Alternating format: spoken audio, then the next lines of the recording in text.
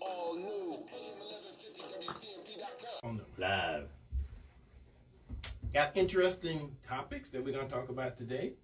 Website, email me, Eddie at porchtalkradio.com. So, in one form or another, most of the day today, and for those who was here last week, I was talking about Mother's Day, and it was hard for me, those who have Facebook Live, I was kind of beating back the tears here on the radio. Some of you guys, because I am a professional, may not have noticed it in my voice, but I'm like wiping tears out of my eye last week. So like I say, my first Mother's Day without my mother. So it was a big deal. But I went to the CRA meeting for the city of Tampa on Thursday. Oh, yeah. How'd that go? It was interesting. Uh-oh. Because Chloe Cooney and Ernest Cooney from the CDC of Tampa did a presentation about the growth that's happening within the black community over in Pinellas. And they got a program over there that involves St. Petersburg, Pinellas County, the community, and everything that they were showing, because, whether you guys know it or not, I actually spent 10 years working. Matter of fact, my office was on 2nd Avenue North, 2nd Street North. So for those who know St. Pete, St. Pete is one of those enumerated cities. The streets are north and south, and don't forget that N, or you'll end up at the wrong end of town. And north and south, and so you got First Street North and 2nd Street North. Avenues and all that stuff. So technically, it's supposed to be easy to find your way around, but technically, but it's not. No. So anyway, our office was on 2nd Avenue North, 2nd Street North. Mm-hmm. And we was over, it's downtown, right downtown. Matter of fact, where the Baywalk. Oh, yeah. Baywalk was catty-corner to our building. Right across the street from Baywalk was SunTrust, and then we was across the street from SunTrust. So where they built Baywalk, when I was over there, there was a parking lot there. That was our parking lot. We used to park there, and then they built Baywalk, and then we had to do alternative parking. Mm-hmm. But a lot of the stuff that they were doing to develop the communities in St. Pete, and they had a lot of the same problems we have over here.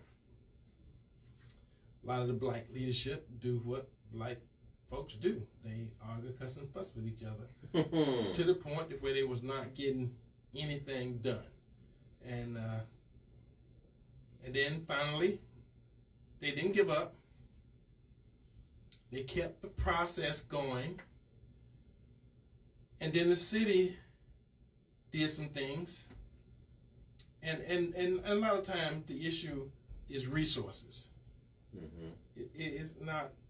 It's easy for folks who don't have anything to complain about not having anything. I'm just saying, it's the nature of the beast. That becomes the number one complaint.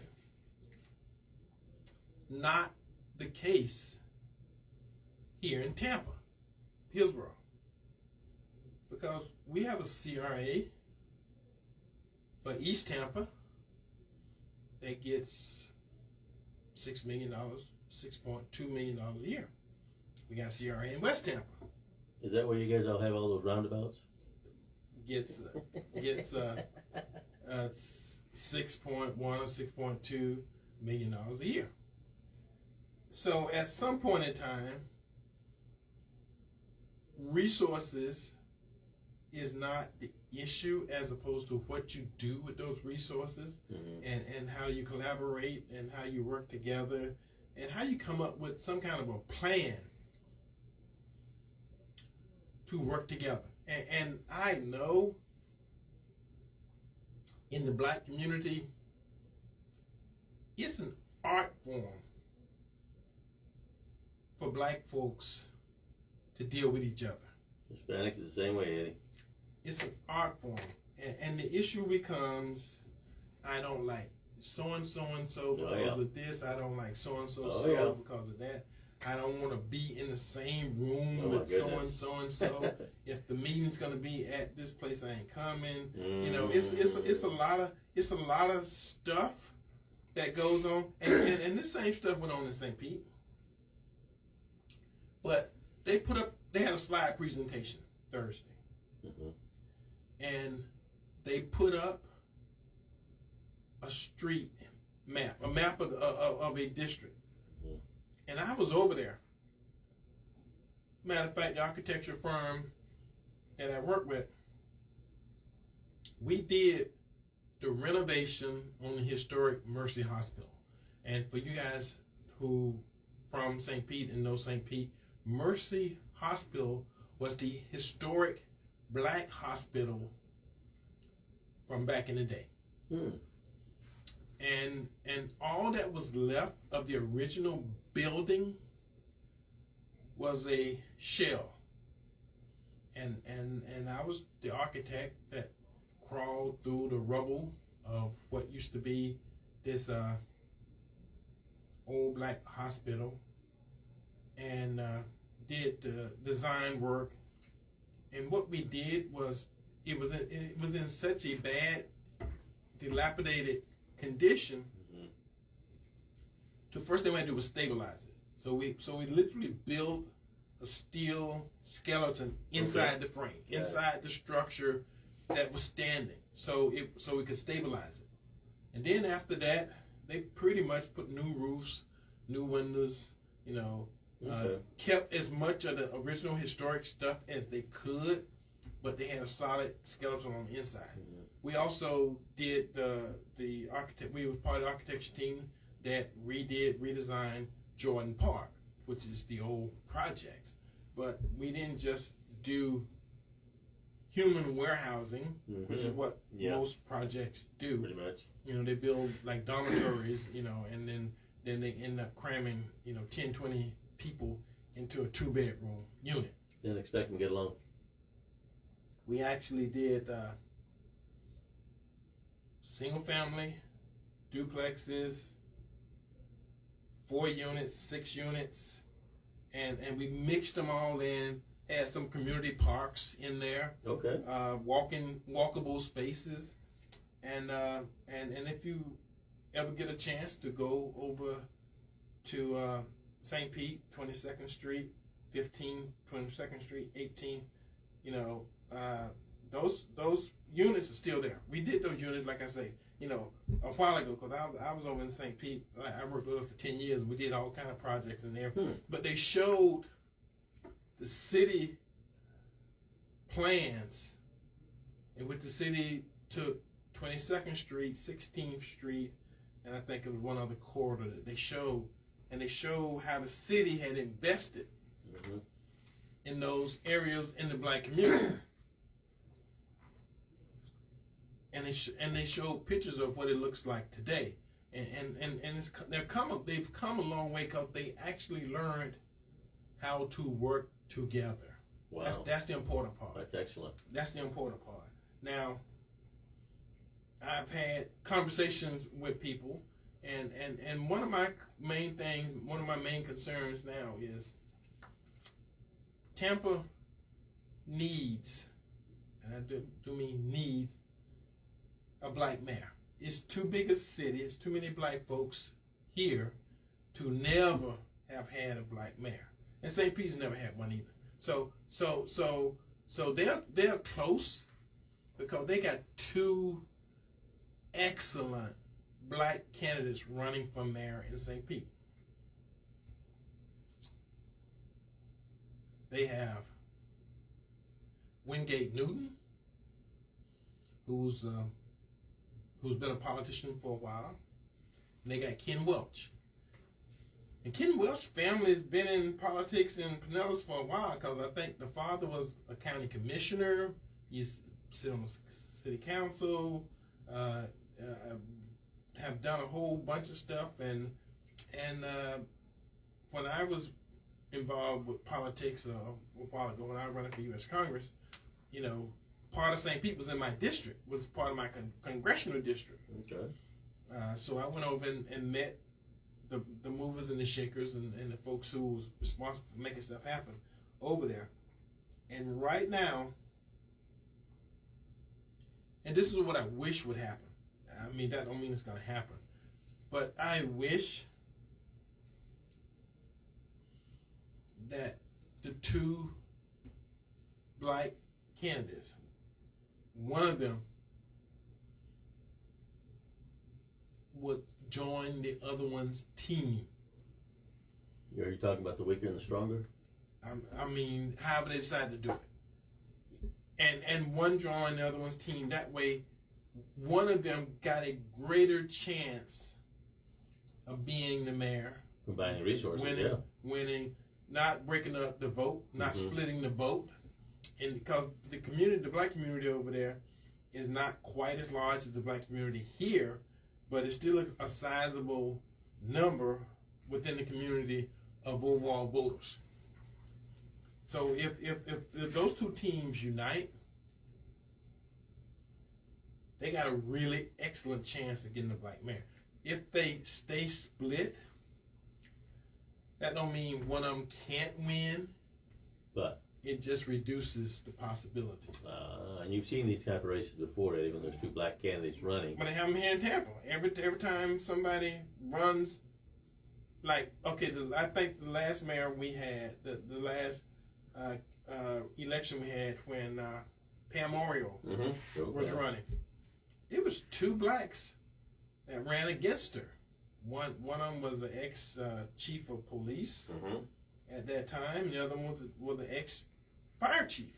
Both of them black. Well-known people usually. Ran against her, and of course neither one of them did well, because they both got a whole bunch of black folks voting for each one of them, which split up the vote, and understand. and made it so that she really didn't have any competition. Eddie, real quick, since you've been the one running in some of these races before, you've got a little history with this. My question to you is there not data that can be research that can show, well, this candidate's stronger here, this one's stronger there, and this is what's going to win it? Is there not data available like that when it comes to running these races? No, because it don't mean anything. Everybody say, whoever got the most money win. Well, that ain't the case either. Each election, and I'm telling you, from facts, from stuff that I know, because I got experience in the race part of it. My first year running for U.S. Congress was in 2006, and that year there was 5 Democrats running. Les Miller, Kathy Castor, somebody, last name was Fox, and 2 other people, all of them Democrats running. And the big thing was, it was an open seat, so nobody had the seat, because Jim Davis, who had been the congressman from that district, decided he wanted to do something else. So he pretty much left the seat open. He didn't endorse hand the mantle, like the Queen does. He didn't anoint anybody. He kind of threw the title in the air and walked away. Right. Good luck. And I think the way the district was carved out, it was intended to be Les Miller's seat. But Kathy Castor's mama, Betty Castor, had run for governor. That's a lot of name recognition. Had run for the U.S. Senate against Mel Martinez. Had run for the U.S. Senate against Mel Martinez, and she had a political team made up. Wow. Already established. Already funded. Woo, that's a big one, Eddie. Already everything, and she lost, but they already knew that Kathy was going to be running for U.S. Congress, and they had statewide funding, statewide already in place, people, statewide everything, and so I think Les Miller had $300,000 or $400,000, and I think Kathy had like $2 million. Woo. So money does make a difference in politics. And having the machine is what you're saying. If you don't have the machine in place, money don't matter at that point if you don't have the machine, because the machines will get you in there. Well, having the machine and having money, and then you got to have a personality. Not that Kathy's charismatic. Not that Kathy's got a personality. But she got money and she got a machine. She got 2 out of 3. She got 2 out of 3. So unlike Charlie Crist got personality. He's got charisma. He's crooked as hell, but he's got charisma. Yeah, he's got the full gamut, and now he wants to be governor again. Oh, great. That's interesting. Yeah. But what I'm saying is there are some things that need to happen in St. Pete first, because I truly believe if St. Pete get a black mayor, then Tampa would be interested or be more likely to do some of the things, and then we have somebody who can help, because they got a black mayor, then Tampa probably could get some help, some guidance, some instruction, or at least knowledge and resources, for how to do it. Well, this is what you were doing wrong, and this is how we do it. And the first thing, like I say, it would take probably is for the two candidates team, whoever controls the two candidates, to sit in a room, hash it out, and decide how to work together to get one of them elected. See, that's the way we could do it. We could just outsmart the other team, but somebody told me, soon as a viable black candidate come along, and this is politics, this is the way politics works,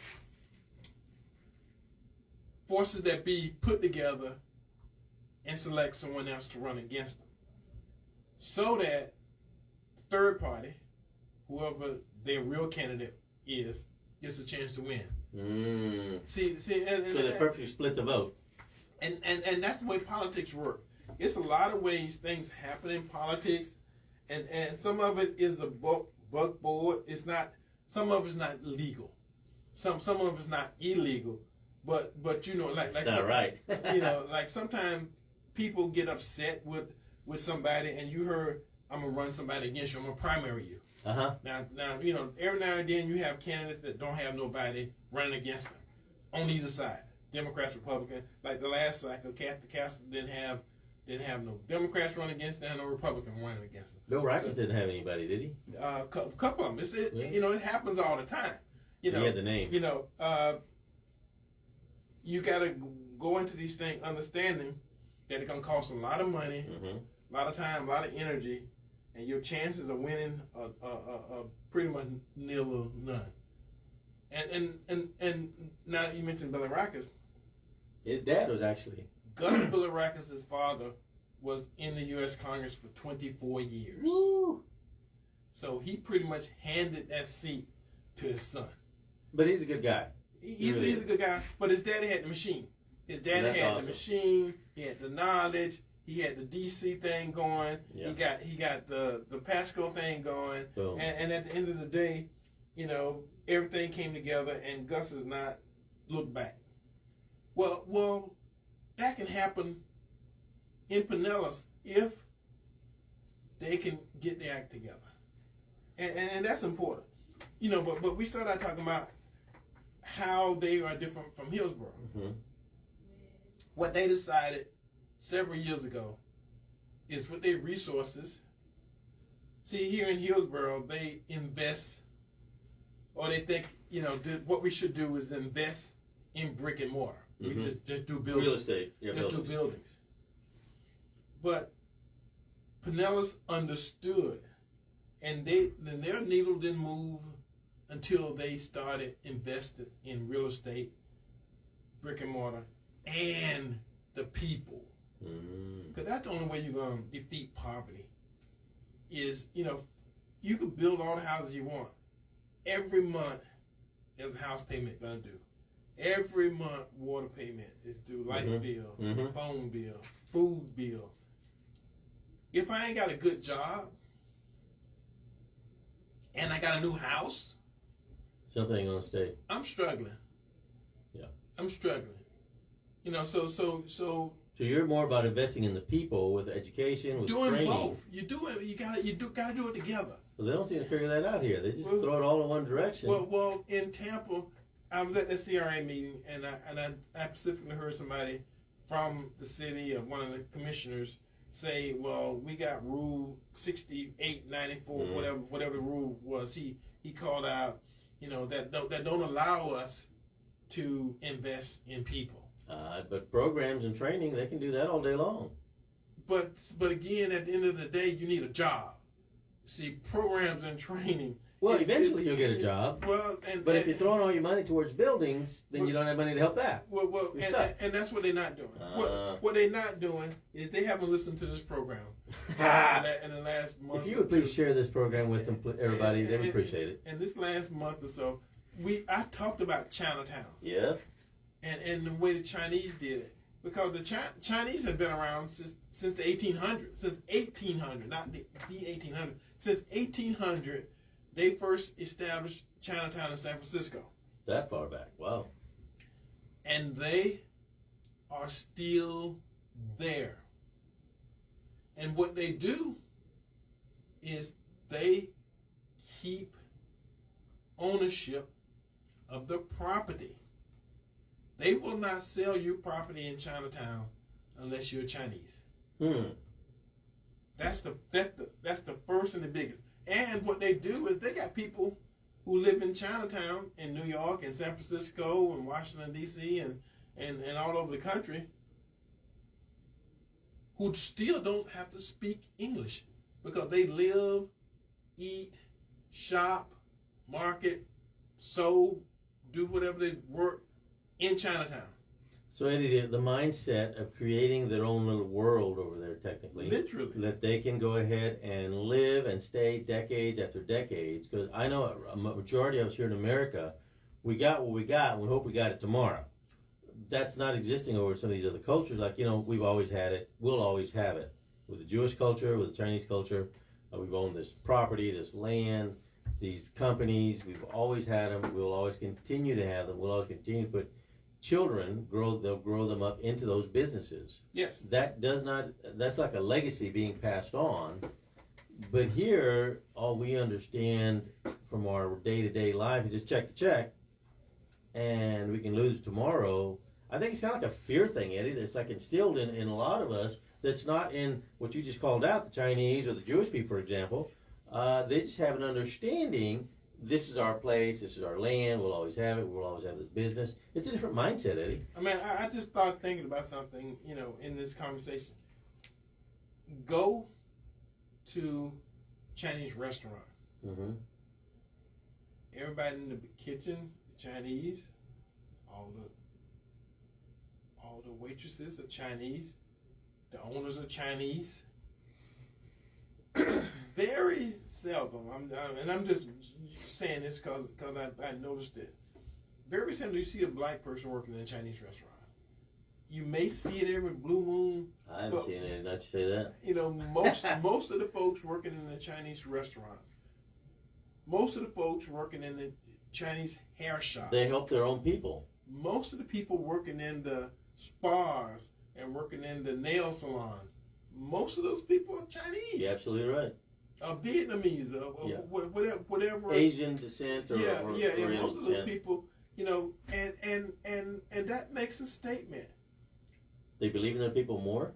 Well, they believe in the human capital. Those. But it's their specific human capital. Their people. See, we don't do that. Eddie, you're just not being diverse or politically correct here. I'm not being politically correct. What I'm saying is a property that's owned by a black today, in 10 years, their mama, daddy passed, or some illness has happened, one generation is gone. And it's nothing to stop it. So we haven't come to the point to where the CRAs, East Tampa or West Tampa, have decided that they're going to invest in the community. They're going to buy up the vacant property so that it don't go to be part of the gentrification that's happening all over Tampa, East Tampa and West Tampa. Because long as it stay in the hands of the black folks, black folks can control what happened on that property. Once you sell it to somebody white, brown or green or yellow or red, that person now own that property, and they can do whatever the hell they want on that property, even though it's in your community, you know. And if you do that enough, it stops being your community. You know, Eddie, for the CRA you keep talking about, to be able to buy the land, which I guess is what's going to happen technically right now, if they were to do that, and put out some strip centers and say we're specifically leasing to black businesses, business owners. Now, you and I split frog hairs on what is a black ownership thing. But once, you know, just something like that, to be able to say, okay, here we have a location, and the rent's going to be fair, not to gouge, but to fair, because we got to cover this note. Since it's CRA money we use, we don't have to charge the extra high rent. We have a different program. Well, and like I say, you know, I saw this presentation, and they got some nice mid-rise, 3 and 4 story, 4 or 5 story housing units that's going up in the black community in St. Pete that are being owned and operated by black folks. We got it happening here in West Tampa, but black folks don't own those mid-rises that's going up on Rome and that's going up on, you know, the different. You're going a different level, Eddie. You're talking about ownership. Yes. People just talk about a place to go hang out with their own people, per se. And you're saying, no. Why can't we just own the building as well? Well, why can't we own the property? Once we own the property, we can control what goes up and what don't go up. See, that's the issue. These folks are going in and buying lot, knowing we got a 10-year vision. So in 10 years, we'll have every lot on this block, buy them one by one. Buy them one by one. And as because they can sit back, they got money, they can sit back and wait. See, people who don't have money can't sit back and wait. No, they got to eat now. Time is your enemy. You know, these people got plenty of time and they got plenty of money. And so, you know, so the objective is to persuade, convince these people that have the power with the money to be able to say, let's refocus, and why can't we do a bit of both of this? And like you said, somebody called out a certain law, fine, but can we not invest in Votex? You talked about Votex out here before. They call them something fancy now. But anyway, why can't we just invest in that to help the people to make sure they got a good enough skills to go do something with it? Well, see, and like I say, the other part of this whole problem thing is jobs. See, one thing government can do is produce an economy within a community by spending money in that community. So that means if you're spending money on people in that community, those people go to the store in that community. Those people pay somebody to come mow their lawn. Those people do this, do that. So the money stays in the community, just like Chinatown. Most of those people in Chinatown spend their money with other Chinese folks. Black folks don't do that. Black folks get paid from the white guy, and he cashes his check and then give 98% of his check back to who we got it from. See, Chinese don't do that. You know, they go out of their way to make sure that they spend their money with other Chinese people. We don't do that. So they keep that money recirculating inside their own community. Keeps going, and like I said a couple weeks ago, in Chinatown in New York City, Chinatown was right next to Little Italy. Chinatown has expanded so that now Little Italy is pretty much gobbled up by Chinatown in New York City. So one got stronger and the other got weaker, and boom. Right. The economies are different. The Chinese are spending and buying and consuming and improving their communities. So that's not happening with all communities. And I use that as an example because anytime black folks need an example, there's one. All right, we got a caller. Caller, welcome to Porch Talk Radio on this fine Saturday afternoon. Who are you? Where you calling from? And what say you? Hello? Hello, caller? I think they're so excited they hung up. Yeah. Drop the phone. I don't. Okay, all right. Do we have a caller? We got 4 callers. Okay, well, put somebody on. Hello? Yes. Hello, who are you? Hi. I'm from St. Petersburg, and I just wanted to let you know how appreciative we are here in our household, me and my husband, because we were born and raised in St. Pete, and we were both born in Mercy Hospital. So that was, you're keeping that historical place as much as possible. We really appreciate that. And not only us, but our parents were born there too. And we know how important that was. And also, speaking historically and speaking of the black community, my father and my husband's uncle, they were one of the Courageous 12 in St. Pete. And for anybody who does not know what that is, they can find it out on Facebook about the Courageous 12. And I have a comment about investing in black people and businesses. I think that is so important for us to remember that we really need to train our black people on jobs and in the community for good customer service, how important it is. Yes. Because poor customer service can run a business out faster than a hurricane. And also stealing. And a lot of the stealing in the businesses, it comes from the inside. Oh, yeah. And there's no excuse for the businesses that they placed up there on 22nd. The Walmart, first it was a Sweetway Bay, and then a Walmart. Both of them went out of business. There's no excuse for those, the grocery stores in that area should not have thrived. And I think it has a lot to do with not teaching each other good customer service and that stealing.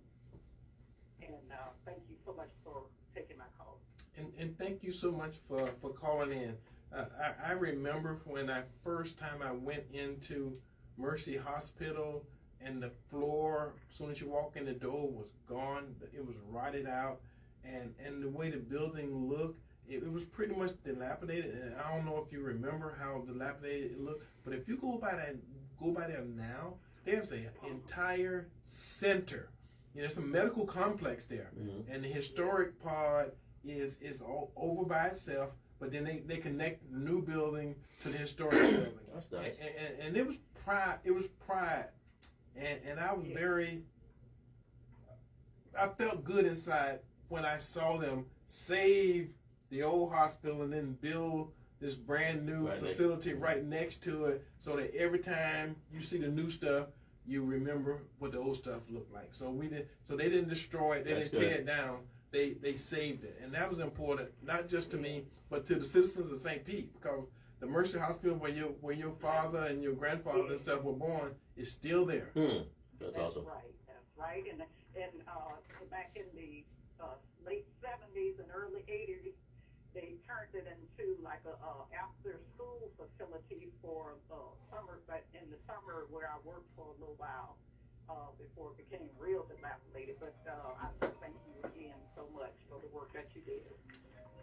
Thank you very much. Appreciate it. Thank you for listening, ma'am. God bless.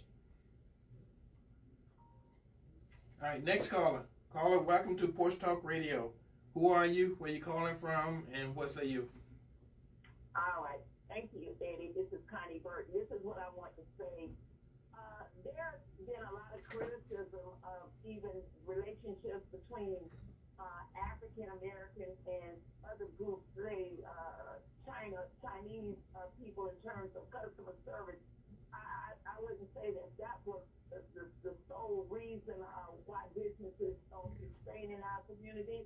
It could be capital, a number of things. But this is what I know, the difference between Tampa and St. Petersburg.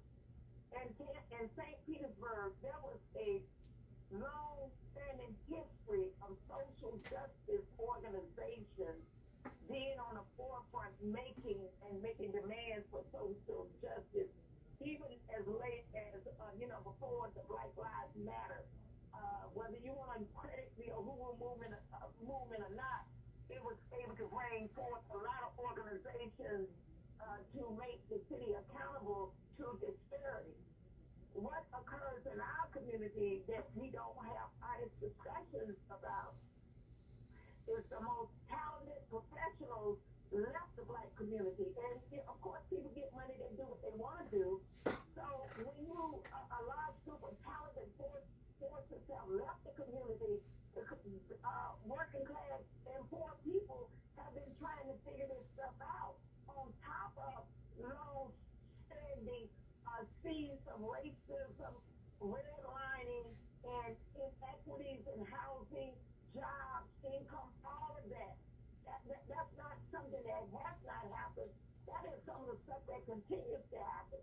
And as it relates to the CRA, the top of the pyramid is the mayor. If the CRA is only recommending body that is staffed with city employees to help us move our agenda forward. The agenda hasn't been something out of the box that people haven't heard about. Rehab housing, microloans, affordable housing for the population that's there. I think underlying all of this stuff that we don't talk about in this city is the poor disregard that they have for Black people overall. We don't have an African administrator. We have very little African organizations that's fighting for social justice, making a demand. And so what you see emerging now is the taking of Black neighborhoods. What you see occurring now is that investors can't go into the Black community where people can't get loans to fix up their houses. And so grandchildren or whomever that don't want to be, deal with issues anymore, they're selling off property. And this hemorrhaging could stop if our voices was respected. And unfortunate, and I say this all the time, for those that have the talent within inside the Black community that want to come back home to assist, the opportunity is always there to come and help us do the heavy lifting. But all of these excuses that we are constantly getting from city administration and even from elected officials that government don't work that way, that it takes time. We have had 400 plus years, and time is running out for everybody. Thank you so much. Thank you, Connie. And something else they do in St. Pete that they don't do here is in St. Pete they have a local preference in which those jobs that happen within certain areas of St. Pete, you got to have somebody on a job that live in that area. And see, they don't do that here in Tampa. And that makes a big difference for people eating and sleeping and working and having money to do some of the stuff they need to do. So local preference is a big deal. And that's one of the things that, when we get our act together, I like to go to the mayor, have some coalition go to the mayor and figure out why we can't get a local preference.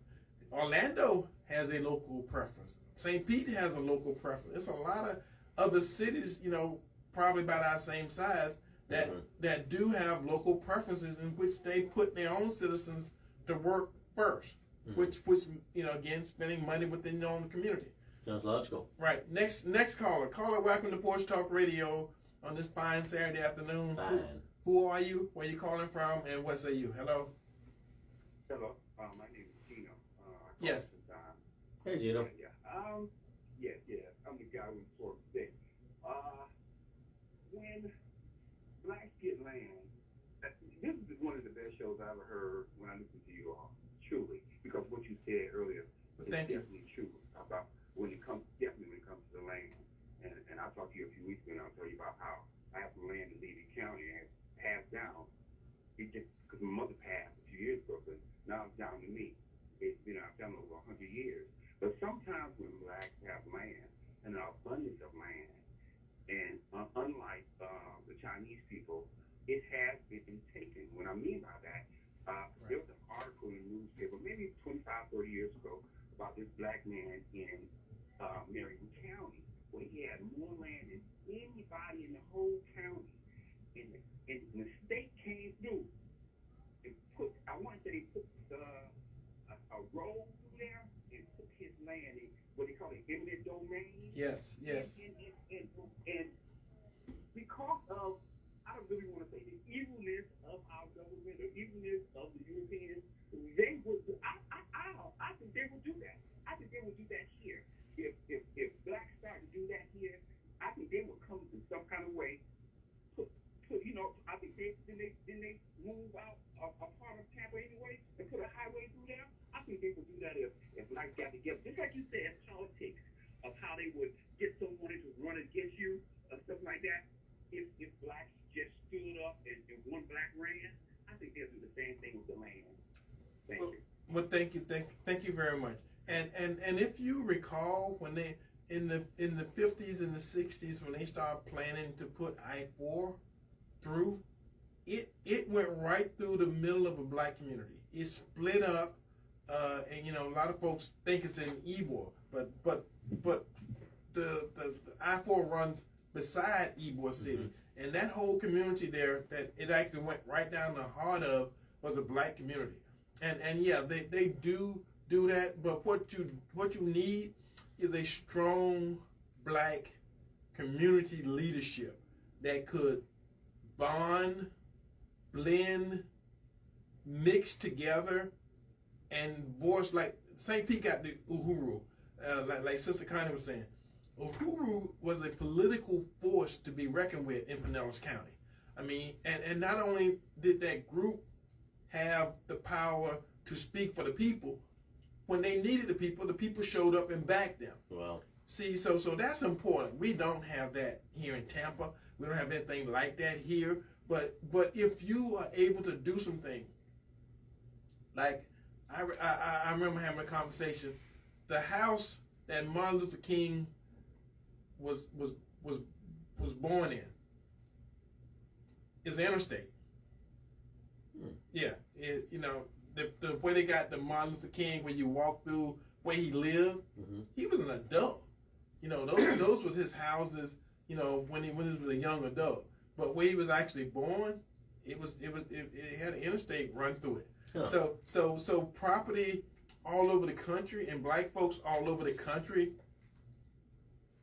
have had the issue of how do you protect, and everybody kind of know that there was a black Wall Street, and there was there was Rosewood, and it's a lot of times when you got to deal with other factors, but it's easier to deal with and fight outside factions if you're not fussing and fighting among each other. Right. See, that's one of our main problems here in Tampa.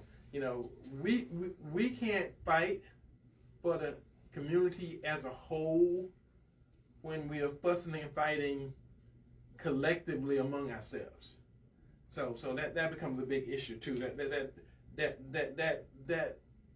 lightens your ability to do external fighting and fussing and controlling.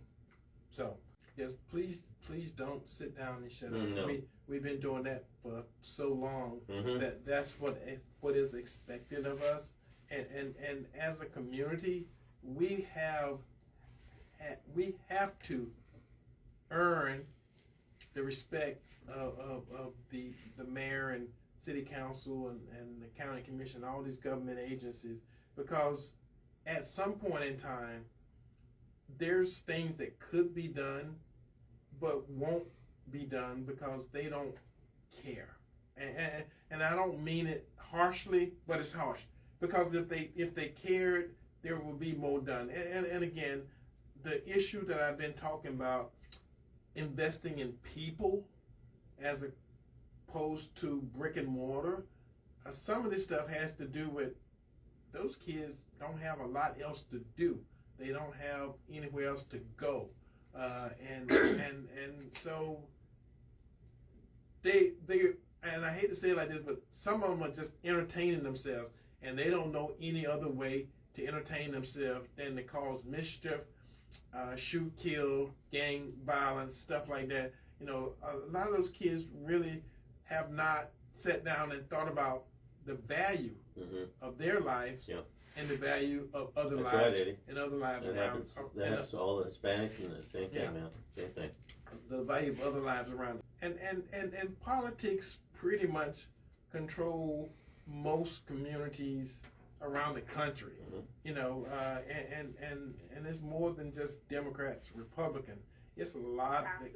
It's a lot that goes into politics that the average person never sees, because most of the moving parts are behind closed doors. It's in meetings where it's only 5 or 10 of them there, and they make decisions. And when the community find out about it, they already moving dirt. And this is what I've always said to folks who listen to this show for any period of time: the best candidate do not always win. The best candidate don't always win. So a lot have to go into it, and there's a lot of one issue voters out there. You know, if you agree with me on this issue, I'll vote for you. But it's 10 issues that person can be wrong on. Yeah. But but I'm the one. There's one issue voter. So the issue needs to be to get more information to the general public about all the candidates, and that way they can make an educated decision. Thank you. Okay, let me do on this day, and then I get back to the callers. Okay, caller, one on this day. I never knew to do on this day. On this day, May 15th, 1942, gasoline rationing in the United States began. The limit was 3 gallons per week for non-essential vehicles. So 1942, they had gasoline rationing. With the pipe that, got hiked up there the last couple of weeks. I saw folks putting gas in plastic bags. Yeah, I know the word for mine. And I saw one guy with a Hummer who had gas in the back seat of his vehicle, and it burnt up from the fumes. Evidently something. Claim that insurance money now. Yeah. Got a Hummer on the side of the road on fire. Ooh. Had gas in the back seat. Anyway, on this day, May 15th, 1951, AT&T became the first corporation to have 1 million stockholders. Wow. So 1951, they had 1 million stockholders. Can you imagine some of that original stock today? Yeah. On this date, 1970, U.S. President Nixon appointed America's first 2 female generals. Nixon. Oh, that's a Republican guy. Yeah. So until 1970, we had no females in the military that was a general. Huh. So that's like, what, 40 years ago? 50 years ago? A while back. Wow. Yeah. But look at 300 years of military, no general. So, all right, Gabriel, your rant. Folks, going to take a little bit of different spin today. I ran across a YouTube video by T.D. Jakes called Rockabilly Mine. And you want to talk about something that'll just make you just jump out of your seat. He focused on Genesis 32, and he was talking about how Jacob struggled with an angel, basically. That's the story. That's the basis of it.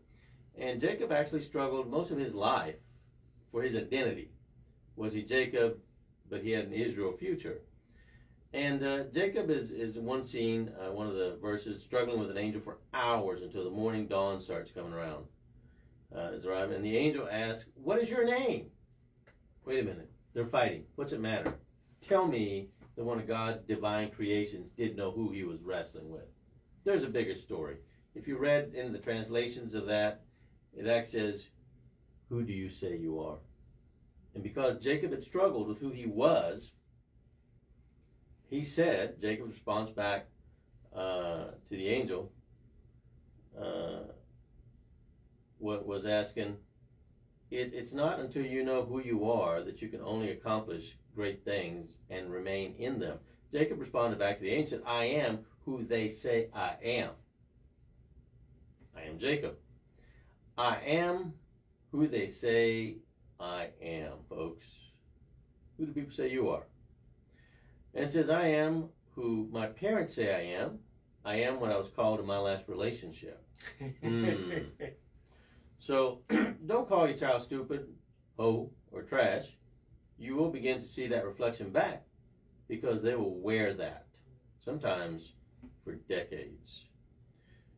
But God has a way of putting you in line for the many blessings of what was going to be yours in the first place. Jacob struggled with his identity. Jacob was blessed by God in the womb. So we're talking right at the beginning of the whole deal. He was blessed already. But he thought, and he fought, to get right in his spirit. For years, he needed to be authenticated. So the blessing was already there, but he didn't feel right about it. He didn't know what was going on. So he fought the angel to get this authentication. And the angel responded back with, "Today, you have wrestled with God and you wrestle with man. You will not be called Israel." Well, Israel was a bright future, was a blessed future, was a future of power. That's what he was getting for. That's what he was getting. So Jacob was blessed by God in the womb. We got that. And every problem, one say, "God bless America"? Yeah. Eddie, I know, it was that time. Woo! It's 2:00 and right in the middle of Gabriel's piece. And I'm getting warmed up. And I'm sorry for all the callers that's on the line. It's that time when we gotta go. So until next week, call again. Call earlier in the show. There you go. Until next week when we do this all again, Tampa Bay. We love you. Bye bye. God bless America.